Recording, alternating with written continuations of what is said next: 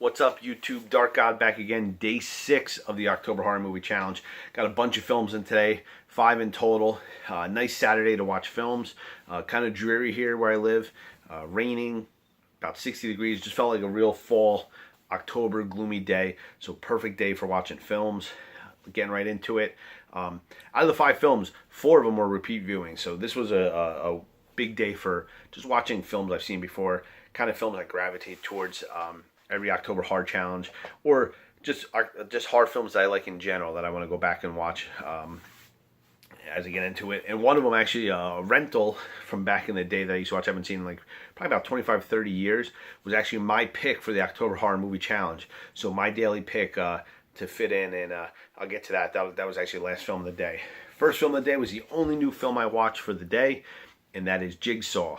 I was a big fan of the Saw series in the beginning, and then each progressive film I fell off a little bit because it just kept feeling like they tried adding to the mythos too much, where they tried putting all this backstory in just to make the new film fit into it, and it always kind of killed it for me because it felt like it cheapened the earlier films. Like 1 and 2 I think are, I mean, 1 is amazing, I think 2 a little less, but it was good how they were able to keep the twist new with that one. But like I said, as it went on, it just kept felt like they were undermining the other two or the earlier installments. And each progressive film just made the whole series terrible at the end, to where the point where I wanted them to stop the series because it was like, you killed something good here. I was interested in wanting to see them bring it back, and I was kind of interested to see how they did it. And I actually liked Jigsaw. I think it was a good film. I think it was a good addition to the series, and the twists were cool. It's a little obvious, I think, when you start watching it. Maybe because if you've seen the other films, you're looking for that twist. You're looking for that little bit extra where you know that this person's involved, that person's involved. And I think watching this one, it's a little obvious who you are going to pick as the killer, or as the helper, or whatever, whatever it is in the film. The actual games that Jigsaw plays with the people are all well done in this one, and they're very creative, very gory. Like there's one in particular, it's like spinning thing, and I mean, it's the scene after is just very gory, like the body coming out and stuff. It's very well done, and the twist, like I said, you could tell the killer, but the twist of what's going on is kind of a good one.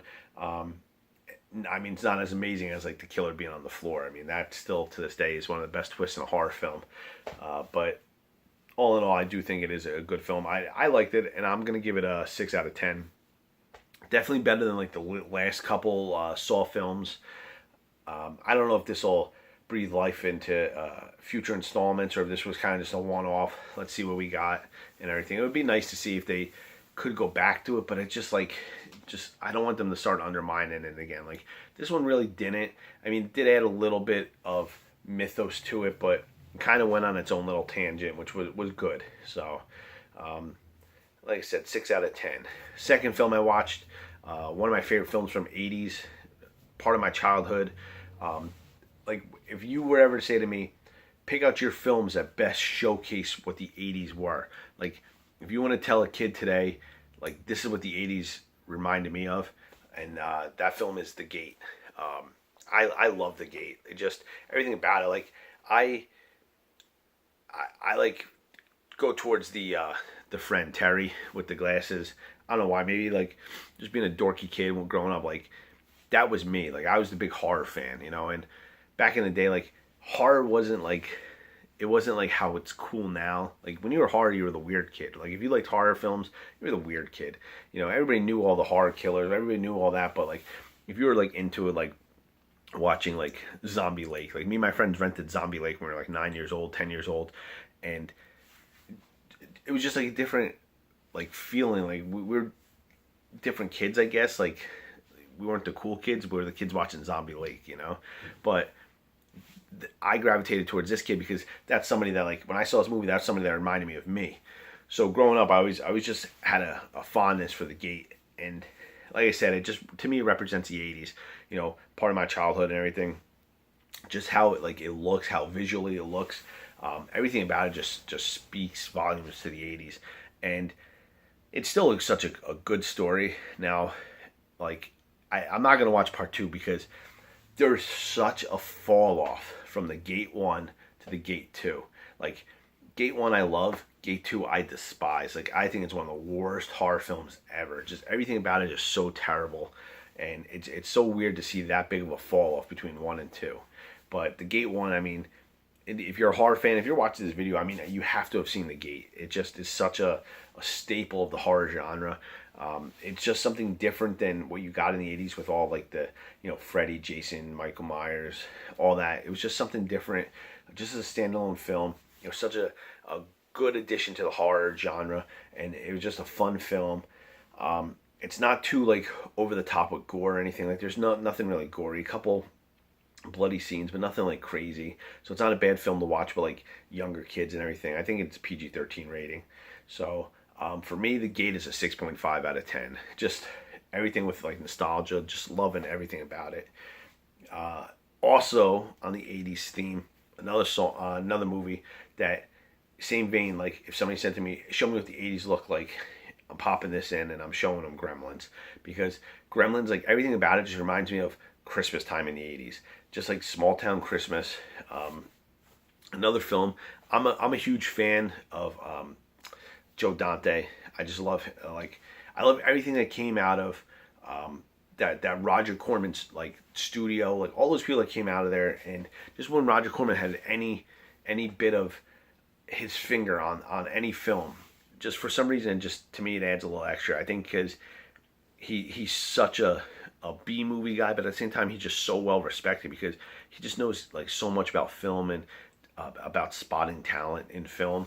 So anytime he has any one of his like acolytes like represented, I gravitate towards it. And I mean, Gremlins is the same vein as The Gate, but on a much bigger scale. I think if you're a horror fan, I mean, you're just a fan of, grew up in the 80s, he had to have seen Gremlins. Just such a fantastic film. Just everything about it, just dark humor, comedy, horror, everything going together. No gore, again, so another film you could watch with younger kids. And it's scary, but it's not anything over the top. For me, Gremlins is like a 7 out of 10 film. Everything about it, I just love. It just has such a, like, even the theme music, just so perfect. Such a, like, distinct song, distinct beat. And it just makes you think of back then watching when you first saw Gremlins. And just such a fantastic film. And that's a film I actually like part 2 of. I like The Gate, I hate part 2. Gremlins 2 I like, nowhere near as good as Gremlins 1, but it's still a fun watch. Film after that, another 80s film. Not one I would show to showcase the 80s, but I got into this discussion if what was a better film, Friday 13th or this film, which is Sleepaway Camp. Now, the original Friday 13th is such a classic, but I prefer Sleepaway Camp, the first one, to the first Friday 13th. I think the first Friday 13th is a better film, better production, but everything about Sleepaway Camp I like. I like the kills better. I like the storyline better. The twist is fucking phenomenal. You do not see that coming at all. I mean, the first time you watch it, that's just a mind-blowing reveal. And it just, to me, like, the acting is horrible in Sleepaway Camp, but to me, it's just a funner movie. If you gave me a choice to watch Friday 13th or Sleepaway Camp, I'd probably pick Sleepaway Camp. Even though I like Friday 13th, like, I love Friday 13th. It's one of my favorite genre films, obviously. But unless it was like a later one, like if you gave me Friday 13th Part 6 versus Sleepaway Camp, I'm picking Friday 13th Part 6. Friday 13th Part 6 is one of my favorite horror movies ever. So I would pick that. But if it was Sleepaway Camp versus Friday 13th, I'm taking Sleepaway Camp. Just, like, I don't even want to like reveal anything just because it's such a phenomenal reveal. Like, if you're a horror fan, I mean, you probably know the reveal, but if you're not, it's just such a good, like, crazy twist, and you do not see it coming at all. And if you've never seen it, don't spoil it. Don't read anything on it. Go watch it.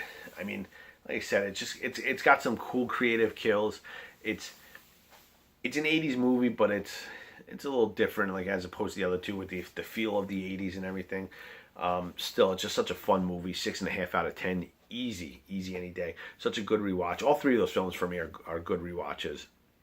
The last film I picked was my pick, like I said, on DVD Talk's upcoming horror movie challenge. October horror movie challenge, and that is Burial Ground. Now, I remember renting Burial Ground from a place called the Movie Machine where I grew up, and it was a 99-cent rental. And you know, my uncle had this thing where he would always, every Friday night, we'd go sleep over. I'd go sleep over at my uncle's house, my cousins and everything. And we'd always rent like 3 or 4 horror movies, and or three or four like cheesy action movies, just everything. Like that's where I would see like all the Jean-Claude Van Damme movies or Steven Seagal movies. But we'd always rent horror movies too. There'd always be at least one, and that's where I seen Burial Ground for the first time, and. The first thing you're gonna recognize about Burial Ground is Michael and how creepy of an adult kid he is.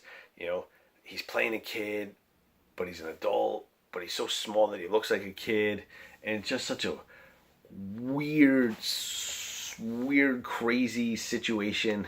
I mean, the whole Oedipus Rex thing going on there too. I mean, it's just such a creepy, weird situation in a film.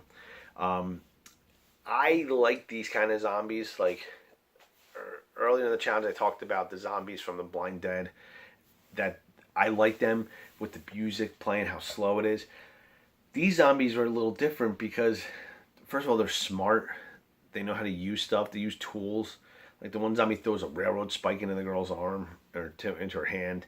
They're using tools. They're communicating.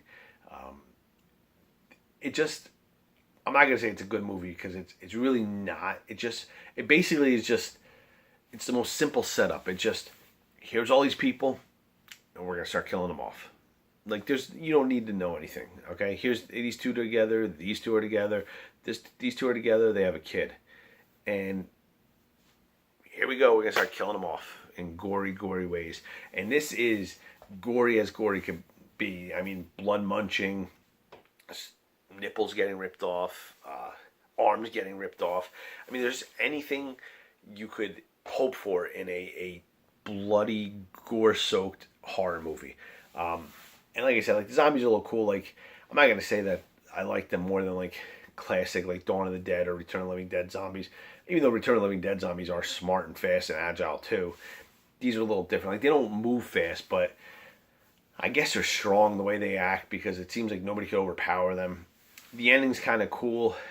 Gives a little kind of twist, and kind of almost goes in a Blind Dead kind of way, like similar but not totally similar. I like it. I mean, it's a fun movie to watch. Like it's a good movie to watch if you just want to hang out with your friends and drink some beers and watch like bad Italian horror movies. Burial Ground should be on that list, mostly for Michael. I think his name is Michael. I probably forgot because he's just so damn creepy.